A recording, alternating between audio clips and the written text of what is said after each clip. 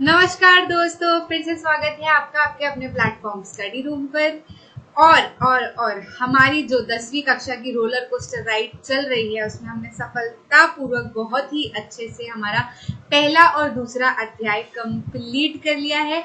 चलिए चलते हैं अब तीसरे पड़ाव की ओर। तीसरा पड़ाव हमारा क्या है? तीसरा पड़ाव मतलब हमारा जो तीसरा चैप्टर है वो ये है दो चर वाले रैखिक समीकरण युग्म।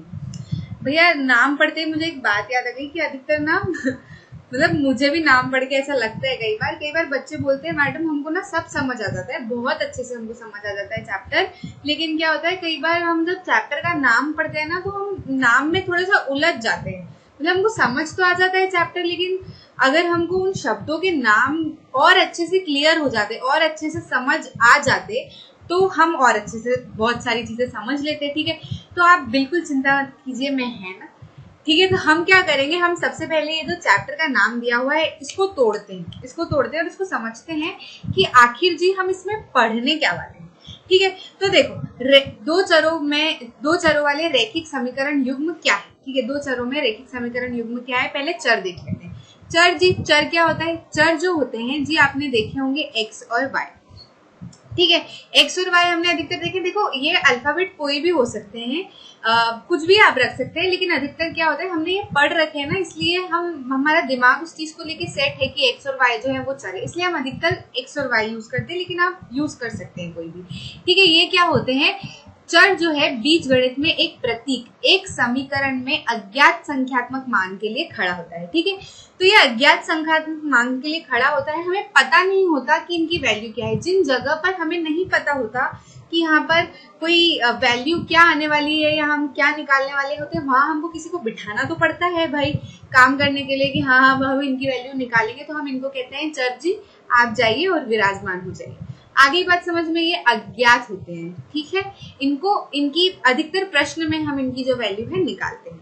आगे बात समझ, आगे बढ़े। रैखिक समीकरण क्या होता है? देखो समीकरण तो क्या होता है, समीकरण होता है जिसमें बराबर का चिन्ह होता है, इधर कुछ लिखा होता है इधर कुछ लिखा होता है, दोनों एक दूसरे के बराबर होते हैं, तो ये रैखिक, ये क्या होता है? समीकरण होता है। ठीक है, अब रैखिक समीकरण क्या होता है? रैखिक समीकरण ऐसा समीकरण होता है, जैसे मान लो मैं यहाँ पर लिख देती हूँ, यहाँ पर प्लस कर लेते हैं हम, ये इक्वल टू नहीं है, यहाँ पर हम प्लस कर लेते हैं 3 इक्वल टू 0 कर लेते हैं। ठीक है, ये क्या है? ये प्लस है, भूलना मत, ये क्या है? ये प्लस है। ठीक है, तो हम क्या बोल देते हैं कि जिन समीकरणों में चर का घात 1 होता है, ज्यादा से ज्यादा 1, ये 2 3 4 5 नहीं होने चाहिए, चर के घात जो है वो 1 होने चाहिए, ऐसे समीकरण क्या कहलाते हैं? रैखिक समीकरण कहलाते हैं। अच्छा जी मैडम अगर हम इन घात को 2 3 4 कर दे तो क्या फर्क पड़ जाएगा? वो अलग तरह के समीकरण हो जाएंगे, फिर वो रैखिक समीकरण नहीं कहलाएंगे। घात क्या होता है? पावर होती है। ठीक है, इनके ऊपर जैसे यहाँ पर कुछ नहीं लिखा, अगर मैं 2x + 3y + 3 इक्वल टू 0 लिखती हूँ तो x के ऊपर कुछ नहीं लिखा, तो जहाँ कुछ नहीं लिखा होता है वहां हम घात को क्या मानते हैं? 1 मानते हैं। आगे बात समझ में, इसको एक जनरल रूप इसका क्या होता है? ax + by + c equal to 0। ये क्या होता है? रैखिक समीकरण का एक जनरल रूप होता है। अब जैसे मैंने आपको एग्जाम्पल बताया तो ये कैसे इस तरीके से समझ आ गया। इसमें क्या होगा? a जो है वो 2 होगा, b जो है वो 3 होगा, c जो है वो भी 3 होगा। अब यहाँ पे कोई भी हो सकते हैं, ABC कुछ भी हो सकते हैं, चलेगा, कोई परेशानी वाली बात नहीं है। ठीक है, ये एक जनरल रूप हम निकाल देते हैं कि भैया इस तरीके से अगर कोई लिखा हो तो वो क्या होगा? रैखिक समीकरण होगा। आगे बात समझ में, कुछ और इनके उदाहरण है रैखिक समीकरण के। ठीक है, आगे बढ़े। युग्म क्या होता है? युग्म होता है जोड़ा। मैम क्या जोड़ा? ठीक है, तो जोड़ा क्या होता है?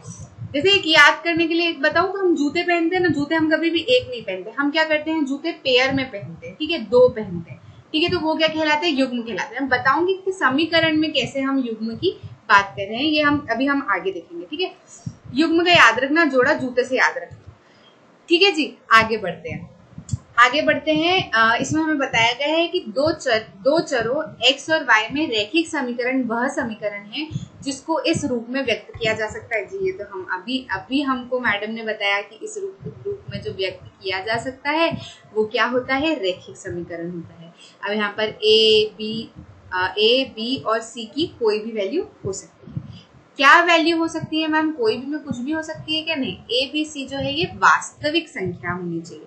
कौन सी संख्या होनी चाहिए? वास्तविक। अब कोई ये नहीं पूछेगा कि मैम वास्तविक संख्या क्या होती है।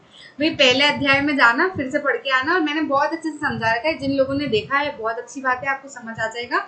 लेकिन जिन्होंने नहीं देखा है, अगर वो तीसरे चैप्टर से ही शुरू कर रहे हैं, तो आप पहला अध्याय जाइए, वास्तविक संख्या हमने वहां पर पढ़ रखा है, ठीक है, आपको समझ आ जाएगा। उसके बाद ए और बी जो है वो शून्य नहीं होने चाहिए। क्यों मैडम, क्यों शून्य नहीं होने चाहिए?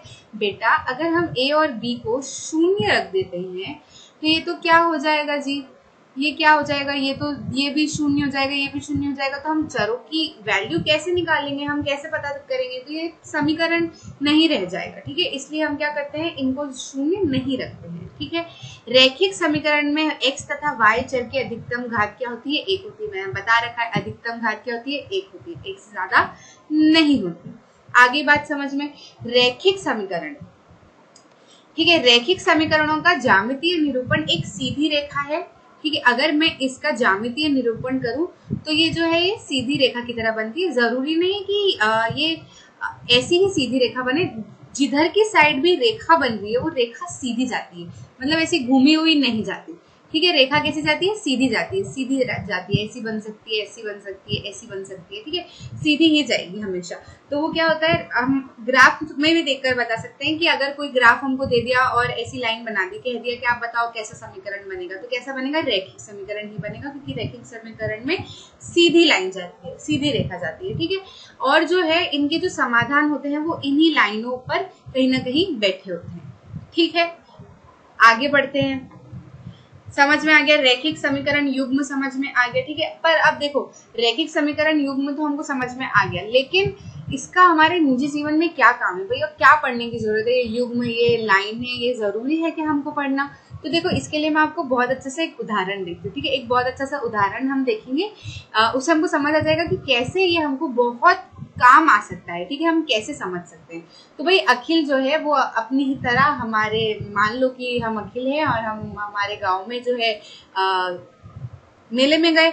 मेले में हमने 2 झूले झूले और वो 2 झूले झूलकर हमने पैसे जो खर्च किए वो 20 रुपए खर्च किए, ठीक है। अब 20 रुपए हमने खर्च किए। कौन कौन से झूले झूले भैया? एक तो हमने हुपला खेला, और एक वो उड़न खटोला होता है ना, वो बड़ा सा ऐसे घूम के हम जाते हैं वो। तो भाई अखिल ने क्या किया, एक तो हुपला खेला। हुपला कैसा था? ये जैसे आप देख पा रहे हैं ना, यहाँ पर ऐसा हुपला होता है, फिर हमको पैसे देने होते हैं, फिर हमको बहुत सारी रिंग देते हैं, कहते हैं आप ऐसे डाल कर देखो, जो लग जाता है फिर उस हिसाब से इनाम वगैरह मिलता है, ठीक है। तो हुपला खेला और उसने क्या किया, उड़न खटोले में झूला, ठीक है। अब हुपला खेल उसके द्वारा जितनी बार खेला गया, उड़न खटोले पर सवारी की संख्या का आधा है, ठीक है।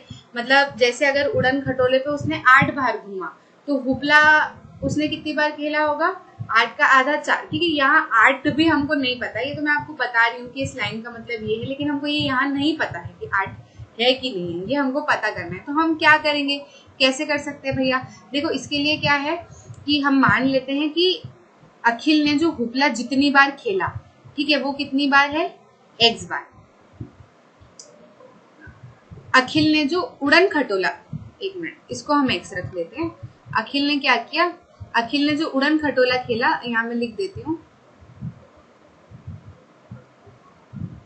उड़न खटोला, ठीक है। अखिल ने उड़न खटोला जितनी बार अखिल घूमा, वो कितनी बार घूमा? x बार घूमा। और अखिल ने हुपला जो खेला, वो कितनी बार खेला? y बार खेला, ठीक है, y बार खेला, ठीक है। अब देखो क्या होता है कि जैसे अगर हमने, मैं ऐसे बताती हूँ आपको, कि जैसे अगर हमने 4 बार हुपला खेला, ठीक है, 4 बार हुपला खेला और 1 बार हुपला खेलने की कीमत कितनी है? 4, तो हम क्या बोलते हैं, 16 रुपए हुए हमारे, 4 × 4 कर देते हैं। यहाँ पे हमको ये तो पता है कि कीमत 4 है, लेकिन हमको ये नहीं पता कि हुपला कितनी बार खेला, तो हमने क्या मान लिया? y। तो हम कैसे लिख सकते हैं? जैसे 4 × 4 किया, वैसे हम क्या लिख सकते हैं? हुपला को लिख सकते हैं 4y, लिख सकते हैं कि नहीं लिख सकते हैं, ठीक है। और उड़न खटोले की उड़ान में जितने पैसे हैं उसको लिख सकते हैं कि नहीं लिख सकते हैं? x 3x। अब ये बराबर पैसे कितने हुए? 20। अच्छा, आपने मैम 20 क्यों लिखा? क्योंकि देखो, ये कीमत किसकी है? जितनी बार उड़न खटोले में बैठे उसकी कीमत। ये कीमत किसकी है? जो भी हमने हुपला खेला उसकी कीमत। तो दोनों कीमतों को मिला देंगे तो ये बताया गया है हमको कि उसने कितने झूलों पर खर्च किए? 20 रुपए, ठीक है, तो ये 20 रुपए, एक इक्वेशन हमारी ये बन जाएगी। उसके बाद में हमको क्या बोला गया है कि उपला जितनी बार खेला है वो उड़न खटोले का आधा है। उपला जितनी बार खेला है वो उड़न खटोले का आधा है। ठीक है, इसको हम एक और तरीके से लिख सकते हैं, 2y बराबर x कर सकते हैं। इसको हम और अच्छे तरीके से लिख सकते हैं, x माइनस 2y बराबर 0। इधर ले जाकर पलटी करके हम लिख सकते हैं। ठीक है, तो ये हमारी क्या होगी, दूसरी इक्वेशन। बस अब तो हमारा काम हो गया। ठीक है, देखो यहाँ पर तो मैं आपको ये बताना चाहती थी कि बस ये इन इक्वेशंस को हम दोनों क्या कर सकते हैं, सॉल्व कर सकते हैं।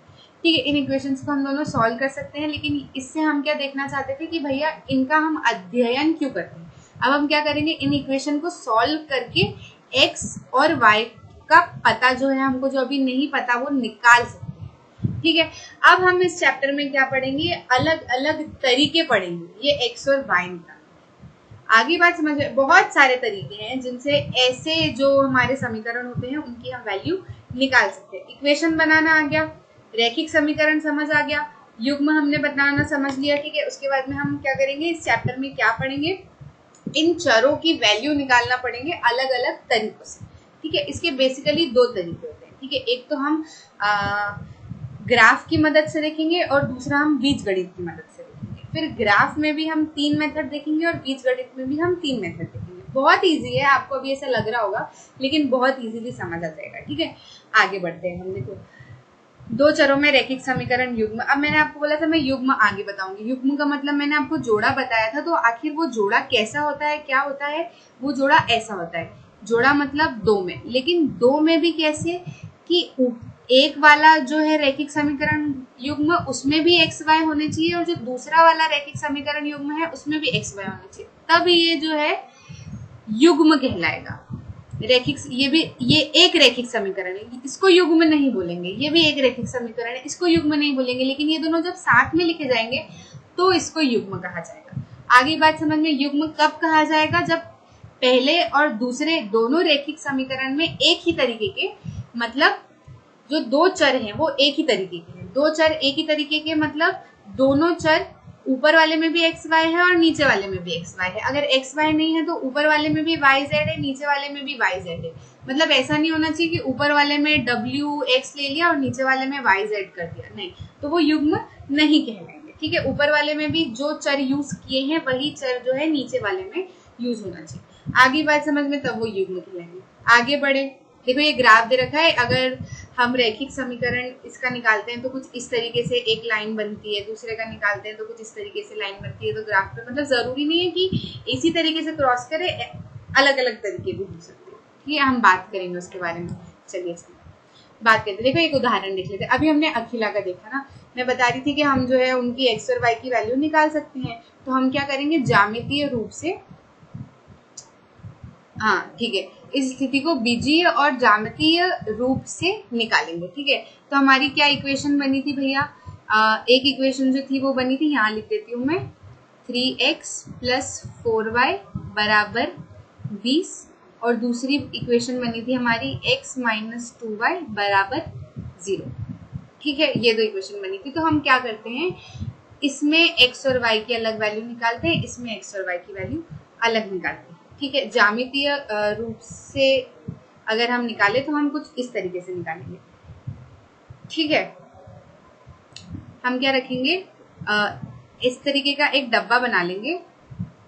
ठीक है, इस तरीके का हम एक डब्बा बना लेंगे, ये वाली इक्वेशन के लिए बना रहे हैं हम। ठीक है, इस तरीके का एक डब्बा बना लेंगे और हम देखेंगे कि क्या क्या वैल्यू आ सकते हैं। तो देखो हम क्या करते हैं, पहले ये वाली इक्वेशन ले लेते हैं। ये इक्वेशन 1 है और ये इक्वेशन 2 है।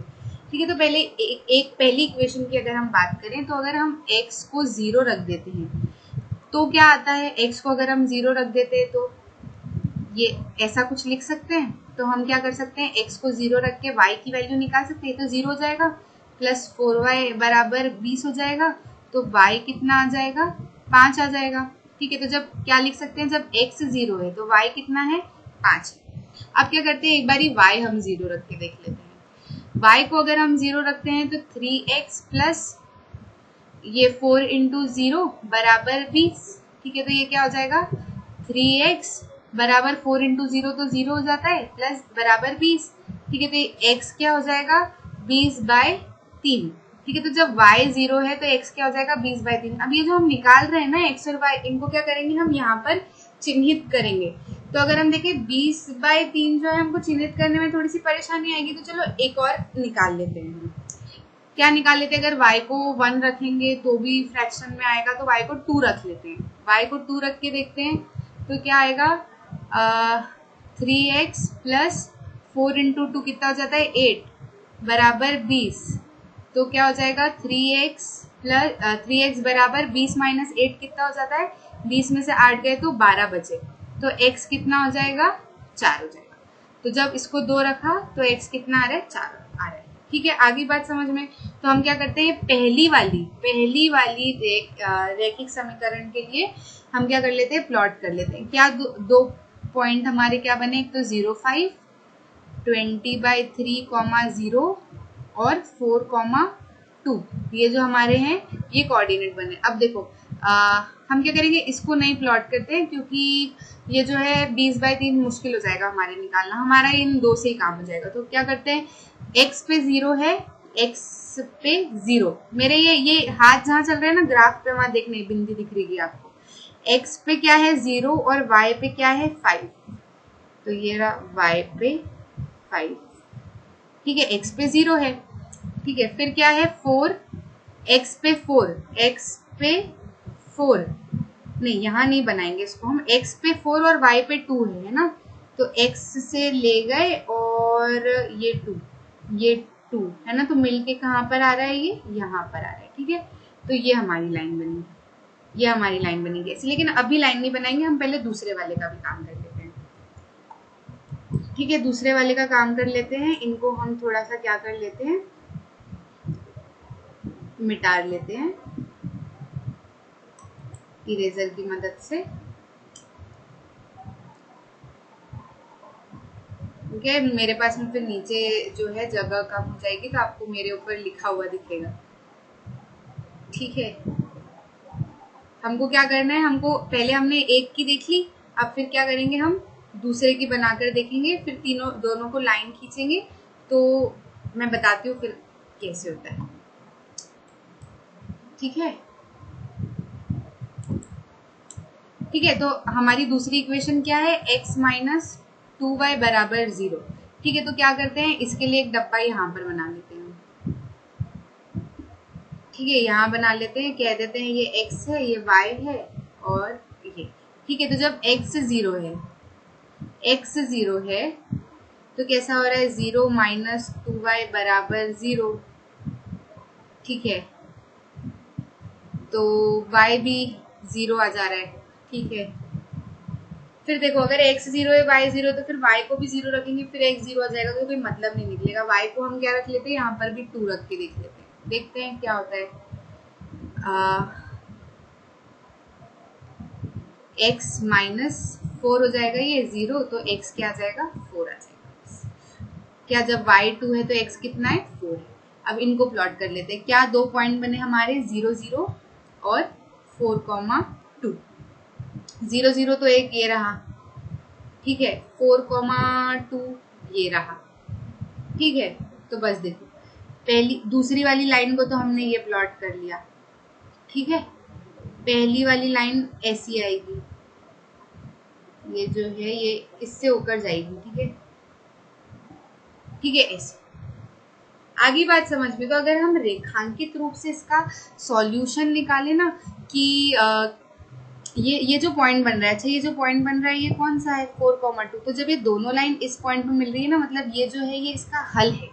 मतलब x जो है वो 4 है और y जो है वो 2 है। इसका मतलब क्या है, x क्या था जितनी बार उड़न खटोले पे अखिल घुमा था, और y क्या था जितनी बार अखिल जो है घुपला खेला था।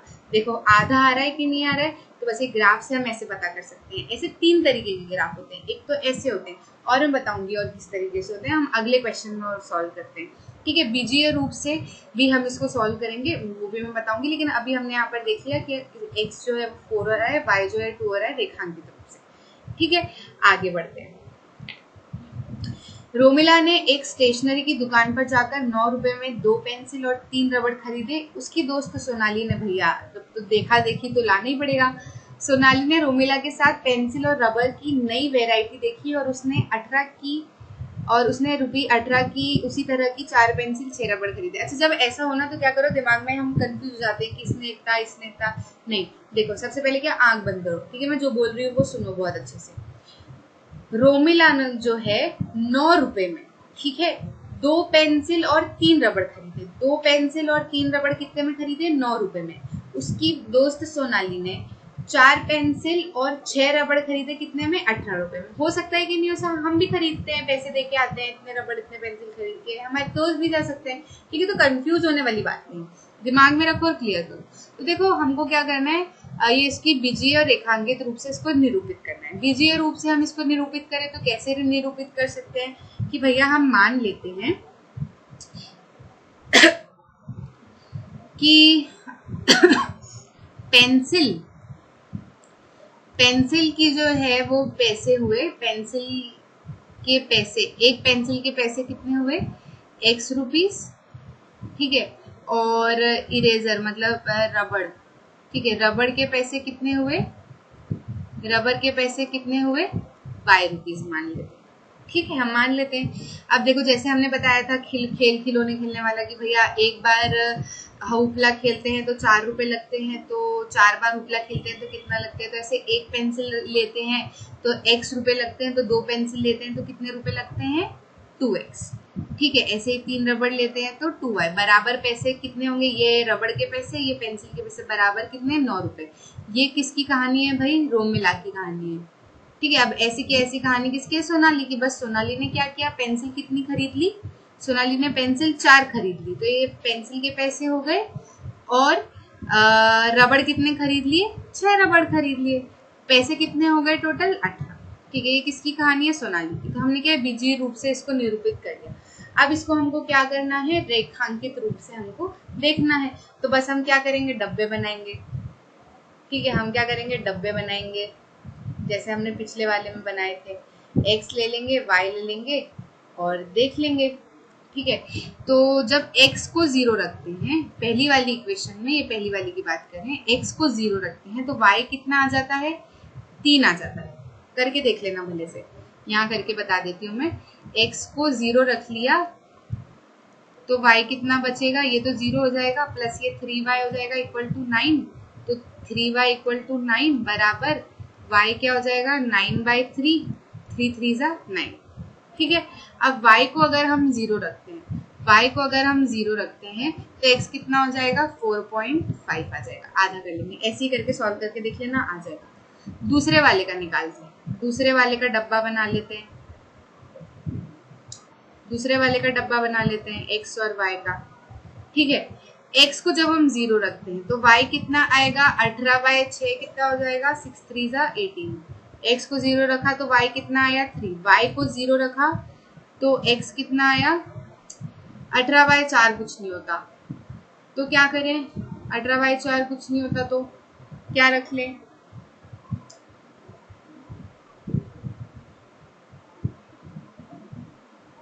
अच्छा, 0 रख के देखा तो नहीं बन रहा है, 1 रख के देखते हैं। अच्छा, 1 रख के देखे तो यहाँ y यहाँ 1 हो जाएगा, तो 4x प्लस 6 बराबर 18, तो 4x कितना हो जाएगा? 18 में से 6 गए, 18 में से 6 चले गए तो कितना? 12, और x कितना आ जाएगा? 3 आ जाएगा, ठीक है। ये हो जाएगा हमारा काम, ठीक है। तो ये इसका क्या बन रहे हैं? 0 3 और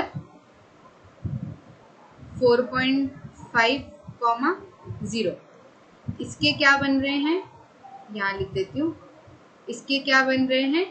0,3 और 3,1।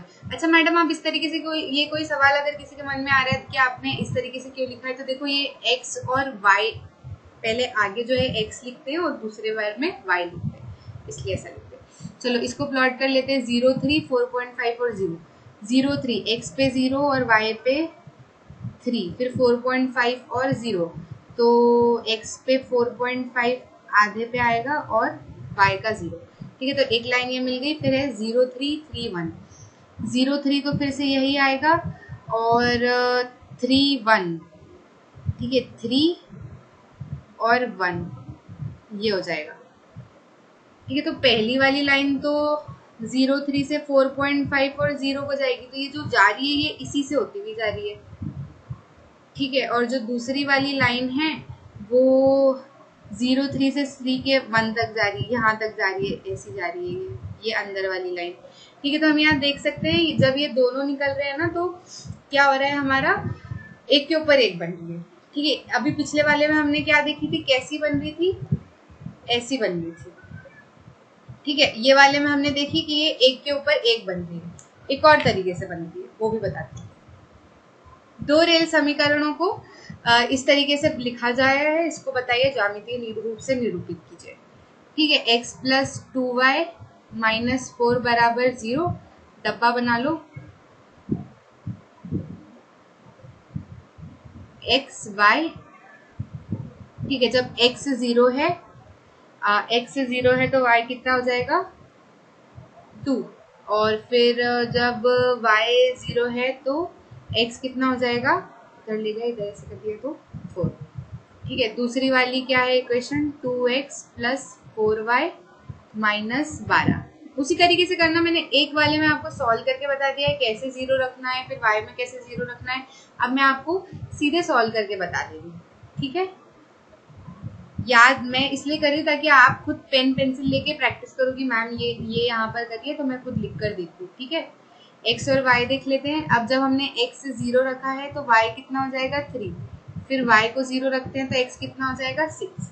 ठीक है, ये मेरे प्रैक्टिस में आ गया, इसलिए आपको क्या करना है, मैं जब भी कोई सवाल करा रही हूँ आप बिल्कुल देखकर, ऐसे बच्चे ऐसे करते हैं, मुंह देखते रहते हैं, हम क्या, हाँ आ रहा है, नहीं आ रहा है, नहीं, ऐसे नहीं करना है। मेरे को भी पढ़ाने में क्यों मजा आ रहा है, क्योंकि मेरे हाथ में पेन है और मैं लिख रही हूँ और मैं पढ़ते जा रही हूँ।